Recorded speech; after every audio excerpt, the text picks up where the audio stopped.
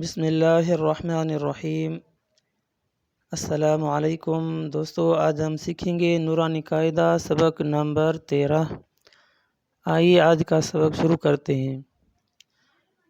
اعوذ باللہ من الشیطان الرجیم، بسم اللہ الرحمن الرحیم۔ غین الف زبر غا، سین زیر سی، قاف دو زیر قن، غاسق وقفا غاسق۔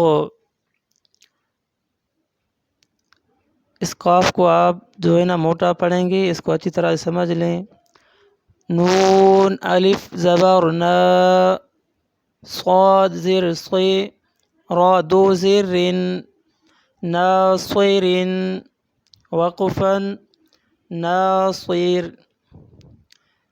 اس کو آپ اچھی طرح سے سمجھ لیں، سواد کو موٹا پڑھا جائے گا، سین کی طرح اس کو باریک نہیں پڑھیں گے، ٹھیک ہے۔ ناصر ناصر اس طرح سے نہیں پڑھا جائے گا، ٹھیک ہے نا۔ ناصر وقفا ناصر۔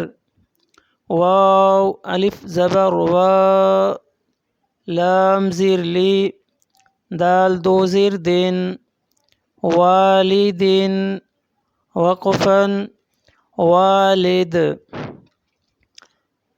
اس کو اچھی طرح سمجھ لے۔ والد بہت زیادہ نہیں کھینچیں گے، صرف ایک الف کی مقدار کھینچیں گے، والد۔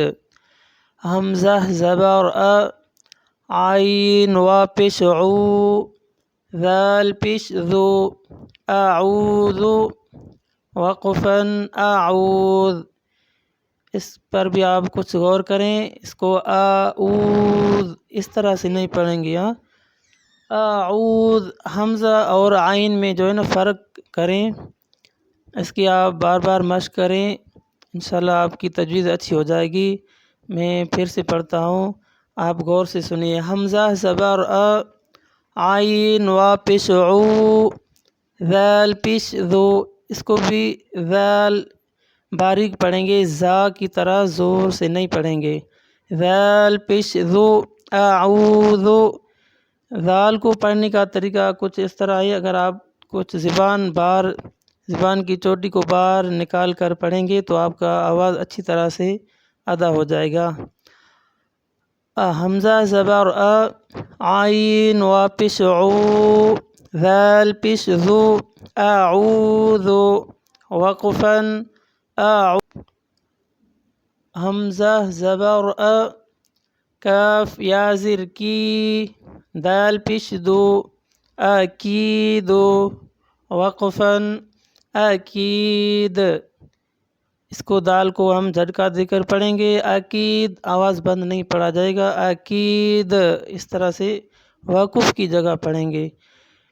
یا زبر یا، خو الف زبر خو، فا پیش فو، یا خوف وقفا یا خوف۔